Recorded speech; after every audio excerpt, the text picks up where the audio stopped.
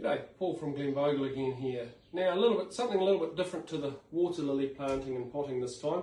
Talking about something that we have a huge amount of inquiries on, which is pump maintenance for ponds. Now pumps, doesn't really matter what the brand is. In my sort of 35-40 years of dealing with pumps and ponds, they haven't changed a great deal. There are two types of impellers. One is called a dirty water impeller and one is just the standard impeller. Now they're also known as under other names, but simply an impeller is a little propeller that runs off a magnet inside the pump that pushes the water to your fountain or your waterfall or whatever the case may be. And maintenance of that impeller is really, really important. So we're just going to show you a variety of different types of pumps, but in particular the impellers that run them. So we'll start with this little simple pond pump here. This is a 2,000 litre an hour pond pump. It has a pond casing, so any water borne particulates that can fit through these slots will be pumped by the pump. So to maintain the impeller, in this case it's just a simple unclip the plastic housing cover. That's just the plate the fountain kit sits on, the pump sits on to keep it stable in the bottom of the pond. Inside there is a impeller cover which just twists, so it turns anti-clockwise. Now my fingers are a bit big, so I often have just a little bit of a pair of pliers to then just lift that out. There we go. Right, so that's the impeller cover. It has three little teeth, there, there and there, that twist and hold the cover and impeller dead central in the housing of the pump. That's simply the impeller. Now, this impeller sits on a stainless steel shaft. You only generally get two types of shaft. One is stainless steel, one is ceramic. There are advantages and disadvantages to both, but in this particular pump, you have a stainless steel shaft. Little rubber boots or grommets that sit on either end, which makes sure the impeller sits in the housing centrally. And it's keeping those blades clean of algae or leaves or debris. So you take that out, give it a wash, it will come out of the cover, which there's another little rubber grommet on the end there, and one there which sits down in the housing. The shaft pulls out, so you can give that a good wash. Make sure you don't do it over a sink. I always suggest to people to do it over a bucket, because you can guarantee if you do it over the sink, those little grommets or those little rubber boots will fall down the plug hole. Impeller goes back on, little rubber boot, drops back in, it's magnetic, so it will pull itself in, and then you line up those little three teeth. There we are, feel it, push it down evenly, twist it back into place, and that's flush. That's as simple as that one is, and reassemble the cover. Right, water feature pump, same premise, same idea. The only difference here is there's a little sponge. Now that sponge stops small debris getting into the pump and damaging the pump. That one doesn't have a sponge, this one does.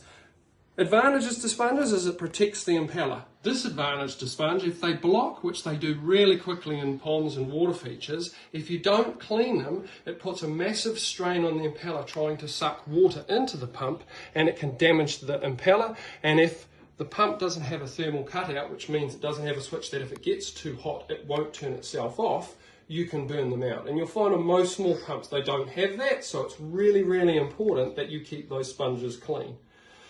Same idea, slightly different cover. That comes off, shaft up the middle, little rubber boots. And again, because I can't get my big fingers in there, you can just have a gentle pair of pliers, just gently holding it and pulling it out because it's magnetic. Okay, rubber boot is down on the inside. Oops, it's still slightly in. There it is, it's come out.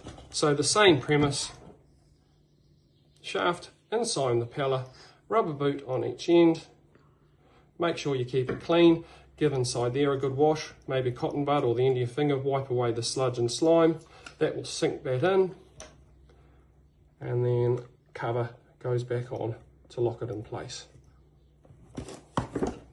Sponge in the cover.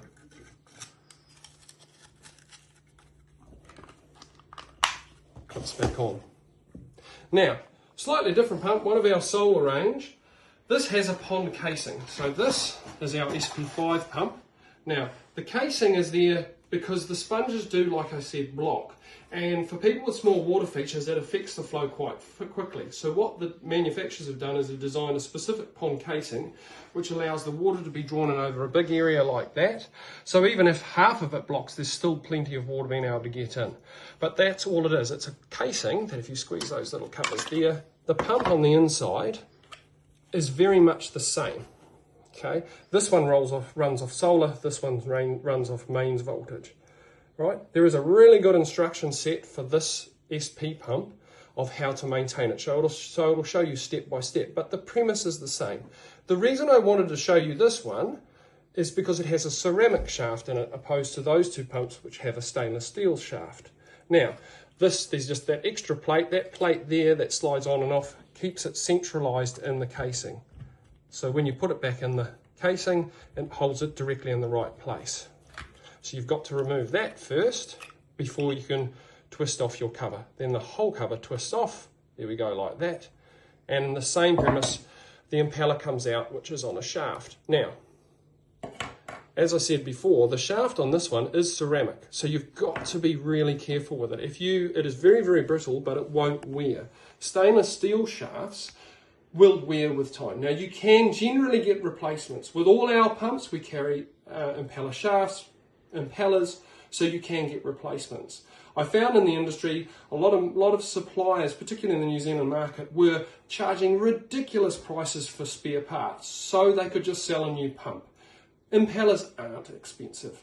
Well, they're normally around about, depending on the size pump, but they're only say 10 to 15% the cost of the pump. When I was selling them in the stores and we were trying to buy them, the importers were trying to tell us, oh, the impellers are so expensive and so forth. That's not the case at all. Since we've started importing them, we carry spares for all our pumps, right down to the really, really small models. And if you happen to lose a boot or break a shaft, you can, in some cases, buy separate shafts, but normally they come as a kit, and they're only a few dollars. They're not crazy money. Okay, so same premise, just a ceramic shaft. It's personal preference. I find ceramic really, really good because they don't wear out. Stainless steel can wear out depending on the grade. The disadvantage of ceramic is they're very brittle. So if you twist that in any way, it will snap and you're done. Stainless steel you can be a lot more robust with. So that is your little ceramic shaft solar pump. Again, clean that, clean the housing down in there, gets the sludge building up, make sure there's no leaves or debris or dog hair or anything like that on the impeller. Drop it back in, centralise, make sure those rubber boots are on, lining that up, and then it will twist back into shape. Now I won't go through the exercise of assembling it again. We'll just move on to the final pump, which I show you, which is just slightly different again. This is a dirty water pump, so it has a dirty water impeller. It has a big cover, same as that last, or similar to the last one, but it has a massive big pump in it. Alright, this is about a 4,500 litre an hour. Now I went through the exercise of undoing the screws. This cover is held on by 3 stainless steel Phillips screws, and I thought for the sake of the video I'd take it off first. Same deal, just gently twist it off. And you can see the impeller is a totally different design. These are designed for pumping particles up to normally about 6 millimeters. So they're for dirty waters, for pumping from your pond to your filter, so they don't block up.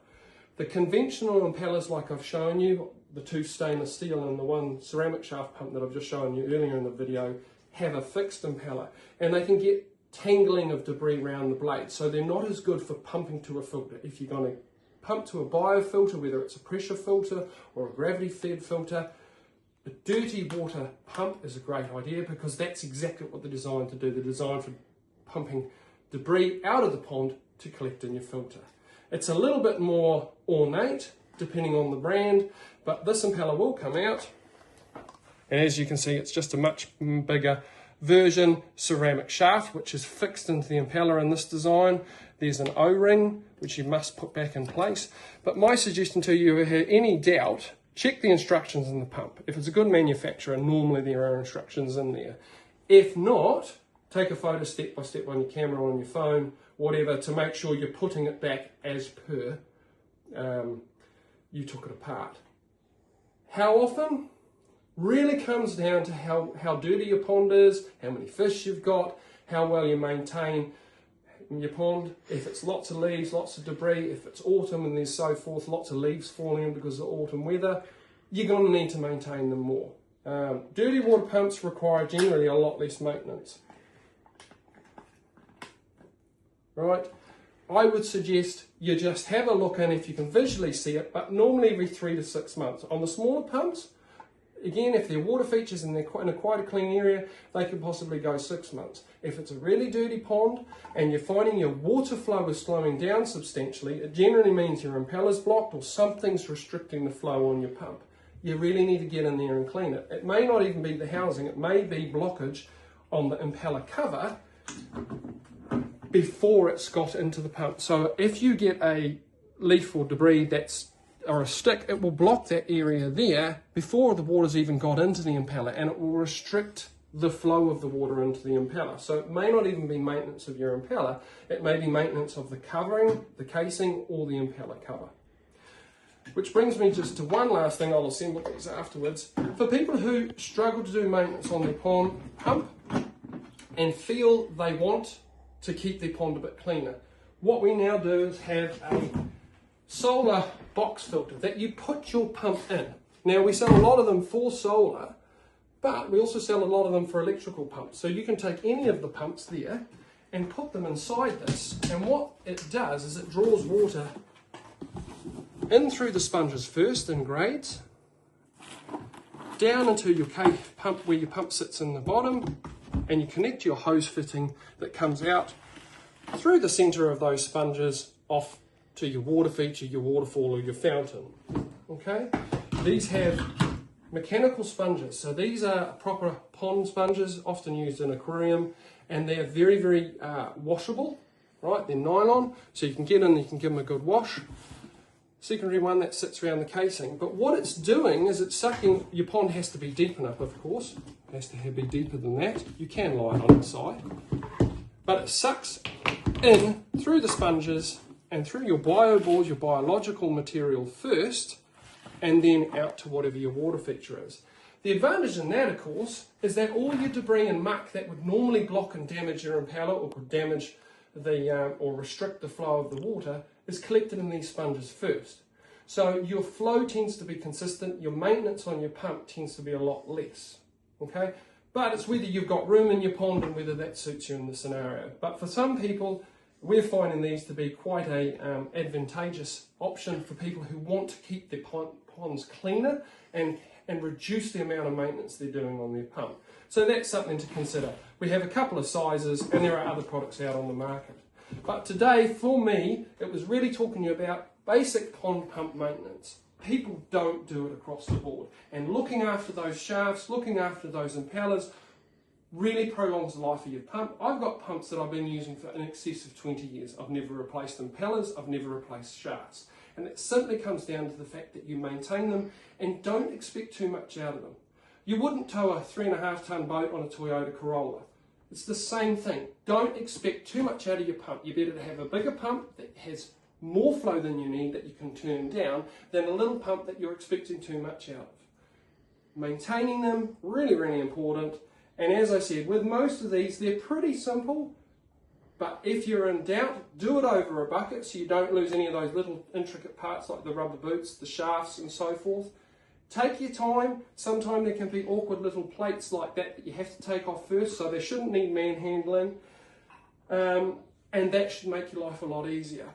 Lastly, I forgot to point out on the way through, with some of these pumps, taking the covers off can be a bit tight. When they're manufactured, they're put in the factory, and there's little rubber rings there that provide a seal, that little black O-ring there.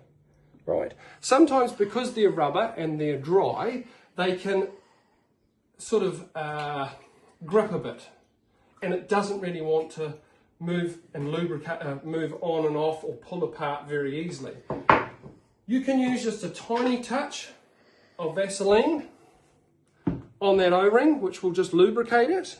Right. So you rub that around the O-ring, right, and then you will find, having done that, okay, the impeller cover, in this case, you've got to be careful in the area. It goes on.